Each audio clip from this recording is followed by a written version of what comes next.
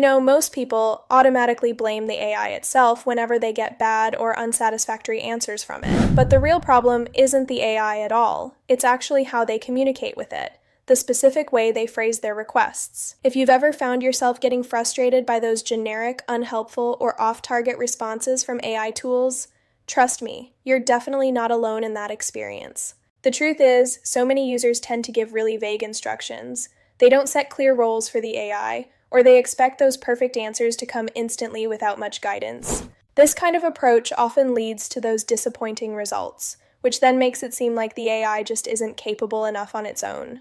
But what if I told you that by using just 3 simple prompting techniques, you could truly unlock the full potential of AI and get much better outputs every time? And these aren't some complex hacks or advanced tricks. They're really just fundamental shifts in the way you communicate and interact with artificial intelligence systems. Alright, let's dive right into the first one of these game-changing techniques. It's called the role prompt. You'll find that AI performs significantly better overall when it clearly understands exactly who or what it's supposed to be in the context of your request. So instead of throwing out a generic request like just any vague query, go ahead and assign the AI a specific persona right away. For example, something like, "You are a senior marketing strategist with years of experience." Take this bad example into consideration, simply saying, "Write about social media marketing." Here, the AI has absolutely no context provided, no specific perspective to adopt, which leads to bland results. Now, compare that to this much better version. "You are a B2B social media expert. Draft 5 targeted LinkedIn post ideas for a SaaS company that's launching a brand new feature."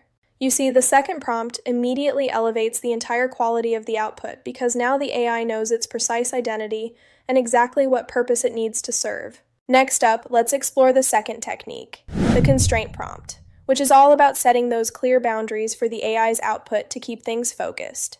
Just like it works with humans in collaborative work, AI really benefits from specific limits on things like length, overall style, and even the exact format of the response. Without any of those constraints in place, you might end up with a long, rambling essay when all you really needed was a short, concise summary. For instance, if you just ask, "Summarize this article," without more details, you could easily get a lengthy, overly detailed response that misses the point. But try adding those specifics. Summarize this article in exactly 3 bullet points and use a professional, straightforward tone throughout. That provides a much more usable and targeted result right away. These kinds of limits effectively guide the AI to produce precisely what you need, which ends up saving you a ton of time and editing effort down the line. Finally, we come to the third technique, the thinking prompt, which actually teaches the AI how to approach and solve a problem, rather than just spitting out what to answer. This approach is especially crucial for those more complex tasks where a straight, direct answer might overlook some important nuances or details. So instead of something vague like, "Give me a business plan," try this. Outline a business plan step by step. First, identify the target market clearly. Second, analyze the main competitors. Third, propose a unique value proposition that stands out. By breaking it all down into these clear steps like this, you're essentially guiding the AI through a logical, structured thought process from start to finish. You can even go further by instructing it directly to think step by step before responding, or list out all your key assumptions right before giving the final answer. This method forces the AI to properly evaluate its own reasoning along the way, which leads to far more robust, accurate, and reliable outputs overall. So, to wrap it up nicely, there you have them. The role prompt, the constraint prompt, and the thinking prompt, all 3 ready for you to use. These 3 straightforward techniques are incredibly powerful tools that can completely transform the way you interact with AI on a daily basis. Just remember this key point.